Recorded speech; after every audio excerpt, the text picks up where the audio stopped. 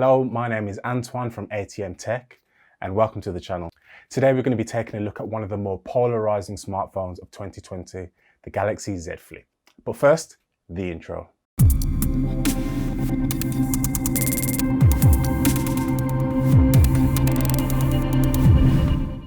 The Galaxy Z Flip was released earlier this year and it was definitely met with some skepticism. Given the Galaxy Fold fiasco just 1 year prior, it's fair to question just how consumer ready this phone really was. It's been out a few months now and I've been able to spend some decent time with it, so let's see how it's held up. So let's start with the obvious. It's a smartphone with a folding screen. When open, it sports a fairly decent 6.7-inch screen with a bit of a chunky bezel around the edge. Fold it closed and you're greeted with a glass and metal sandwich and a tiny but handy 1.1 notification display. The one I have is mirror black, but the one that's really turning heads is a mirror purple variant. As per usual, the glass is a fingerprint magnet, so that's something you just got to deal with. But the holographic Samsung logo on the hinge is a nice touch, similar to what we've seen on the Galaxy Fold. While it's a nice design, every time I look at it, I can't help but think of a compact mirror, a design aesthetic which I think may be deliberate, given that Samsung's promotional material markets this phone as a fashion device. But overall, I like it. Thumbs up from me. So I'm not going to spend a huge amount of time on spec, but you should know this isn't a true flagship device. I'll quickly throw the spec up on the screen. While overall performance is solid, it's definitely lacking in certain areas that allows it to truly compete with the current generation of flagship devices. Built-in storage is solid at 256 gigabytes, but that definitely compensates for the lack of expandable memory. RAM is a reasonable 8 gigabytes, which is low compared to Samsung flagships, however it's more than adequate for everyday tasks. There's no triple or quad camera setup here. Things are nice and simple. We've got your wide angle main camera, your ultra wide angle camera, and then your front facing selfie camera. But we'll get into the cameras a bit more later on. So with a smaller phone, you would expect a smaller battery, and you'd be right in that. The Z Flip's rocking a 3300 milliamp battery. Now by today's standards, that's actually pretty small, but what really impressed me is that this device had the battery life to get me through a full day with no problems whatsoever, even with some heavy usage. Now earlier I did say this wasn't a true flagship device, however performance was solid throughout my time using it without any lag, stutters, crashes or anything like that, so I was pretty pleased with that. Now let's get into what makes this phone really what it is, and that's the hinge. Now obviously we know this is a folding display, but Samsung really tried to make the foldability as part of its feature sets, more so than what they did with the Galaxy Fold.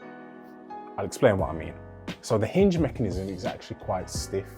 You can sort of adjust it to any angle that you want. And this actually opens up a few new ways to use the device, something that Samsung calls flex mode. To enter flex mode, what you want to do, you want to take the Z Flip and fold it open anywhere between sort of 90 degrees and 170-ish. Majority of the time, nothing happens. But if you do this with the camera app open, something interesting happens.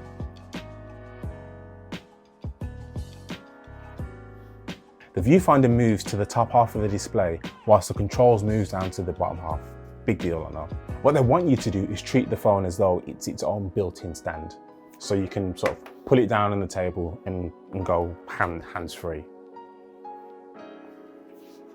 This is actually great for taking group or solo selfies, long exposures, hyperlapses, even TikTok. Yeah. This flex mode also works in the gallery app, so you can use the bottom half of the display to start swiping through your images.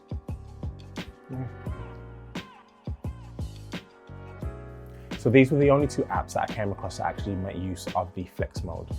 It would be really cool if Samsung released the SDK to developers so they could come up with really interesting ways to actually make use of this mode. The first thing that came to my mind was retro gaming, so kind of like a Game Boy SP sort of style. Just an idea. Let's rewind a bit and go back to the camera. So they're good, you're going to get typical Samsung camera performance, which is never a bad thing, although it can be subjective at times. So it has less camera options than a lot of smartphones these days, but it has the right cameras. On the back, you've got a standard 12 megapixel wide camera paired with a 12 megapixel ultra wide camera next to it. And I say they've got the right cameras because regardless what Google claim with the Pixel, an ultra wide has way more utility than a 2 or 3 times telephoto. On the selfie side of things, you've got a pretty decent 10 megapixel hole punch camera. Now, while it's decent, you may find that you might not be using it that often. Let me explain why. I mentioned the small 1.1 inch external display earlier. Well, while the device is closed, you can actually double tap the power button. This launches the camera and turns that display into a tiny viewfinder. You can even swipe on the screen to change from the regular camera to the wide angle camera. The thing to be mindful of though is that the screen only shows a small portion of the final image. So you need to be careful when you're lining up your shot, but it does take a full image. You can even open up the phone to take a picture of someone and use that secondary viewfinder to allow someone to see the photo you are taking of them. While this is cool, to me it's more of a feature to impress people rather than something that you'd use on a regular basis. Yes, you're using the main camera to get better selfies, but it just feels like more effort than it's worth. So the secondary display shows things like time, date, notifications, etc. All that kind of at a glance stuff. But to be honest, most of the information it shows on that display is largely useless. Now, I get the idea is that it minimizes the number of times you open the device. However, you are shown such a small amount of information that you're forced to open up the phone pretty much every single time. So here's a common scenario. I get a WhatsApp message. Cool, I get the little WhatsApp logo. Then I get another one, another logo. However, I can't actually see whether that second WhatsApp message was from the same person or someone completely different. So I have to open up the phone just to see who the second message was from. The fact that you only get an icon and not much else kind of makes checking this phone discreetly not a thing. You do need to open up the phone. I kind of feel as though the display just fails at its primary function. Now let's consider the Motorola Razr.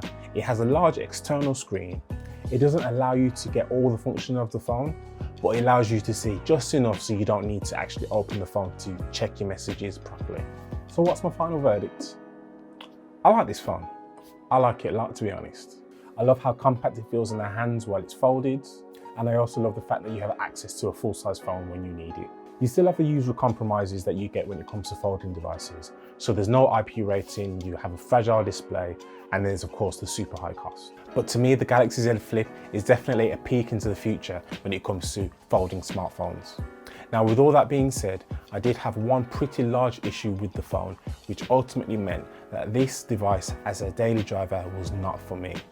And that is the screen aspect ratio. The Galaxy Z Flip has a 21.9:9 aspect ratio. Majority of mobile video content is 16:9. Watching YouTube or Netflix on this phone is horrible, absolutely horrible. The black bars on either side of the viewing area are huge. And don't even think about pinch to zoom.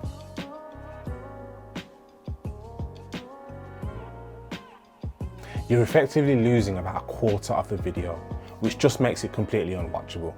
As someone who does consume a considerable amount of media on my smartphone every day, this was just a complete deal breaker for me. While I do recognise this is quite a specific issue, it's something that you should definitely be aware of before you drop £1,400 on a phone.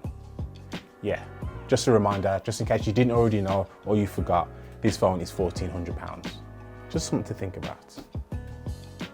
But other than that, this phone gets a thumbs up from me. So did you buy the Z Flip? If you have, let me know in the comments below and let me know what you think.